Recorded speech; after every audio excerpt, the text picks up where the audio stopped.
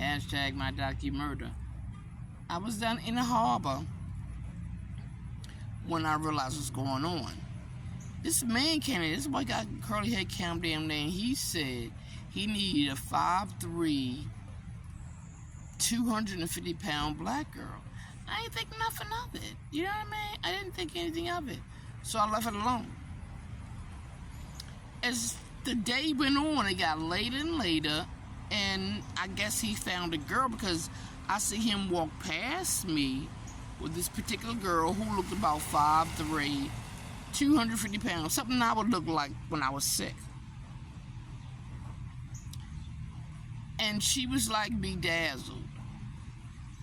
Like, oh, you know, and I was like, okay. And then she just stopped. And just stood there like an automaton. I'm not even sure if I made a video, but I think it did. Anyway, the point I'm trying to make is, that is why I remember some of this, because I saw it be done. The first time I saw it was done, I was down at, like, all the way down that part where my aunt lived at, by the science center, and I was laying down there, and the kids were playing the fountain and all that. And this girl did it to another girl. Now, I did make a video about that. I remember that. And that's when I saw it happen. But I also knew the girl who did that girl saw me, because she was the one who woke me up, and I didn't know how. All I could hear was her say, from whatever the guy did to me. And that woke me up. And the guy who said he did what he did to me, I humiliated him in a couple of these videos months afterwards. Anyway, the point I'm trying to make is, I saw it be done. It get done periodically all the time down in the harbor. Now, since I've told about it, of course, a lot of things have changed. But my old archive videos will let you know just how that spray was being used even before I knew there was a spray. Something was going on. Anyhow, that's how I know some of what's going on, and I don't have to remember it, because I don't remember the actual sexual intercourse or the rapes. I just remember the steps it took to get there. And I've been trying to let everybody know the steps it takes to get there, because you don't know if you've been taken. And that's some real shit. If somebody likes you and you get off of work at 11 p.m. and they want to keep you for a while like a Jeffrey Dahmer thing, they'll spray you, prepare you, and drug you. And you'll never know you was gone for 4 hours. Because your mind remembers the time you left. It's going to remember. That's why I said another thing, too, of how I remember. I got up to get off of Utah stop. I remember that. But when I got off at Howard.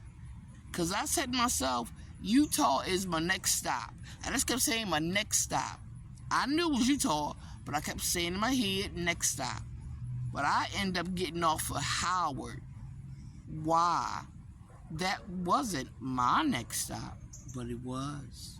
After I was because they took me off the bus after they sprayed me, put me back on the bus, and in my mind, I'm getting off the next stop. The only thing about it is, I remembered it was Utah, because I was going to Lexington Market. What the hell I'm getting off of Howard Street for? I gotta walk up another street. For what? I lived in Baltimore all my life. I know those stops are. I go to them all the time. That's another thing that helped me remember. And see, I keep going through this over and over again. I don't care what Mary Ann told the law. I don't care what Antoine said. I don't care if that Larry dude got. I don't give a cook what the mofo said. I was a federal juror for the Maryland government. No way, no how should you have ignored me, Maryland government. Because you can go back in your archives and found out that I was, in fact, a juror. And that should have been enough. I don't care if I was crazy from the top to the bottom. I wasn't crazy when I rendered and sent those boys to jail for life. And Maryland government let me down and gang-stalked me for 3 years. There's nothing you can say to me now, Brandon Scott, or anybody else in that government. I didn't deserve what you did to me. And you can say I'm a bop, a hoe, a freak, a bababu, a lulu, and all you want. That has nothing to do with the fact that I was, is, will always be a federal juror on the Montana Baronette trial. And Maryland let me down to be unalived.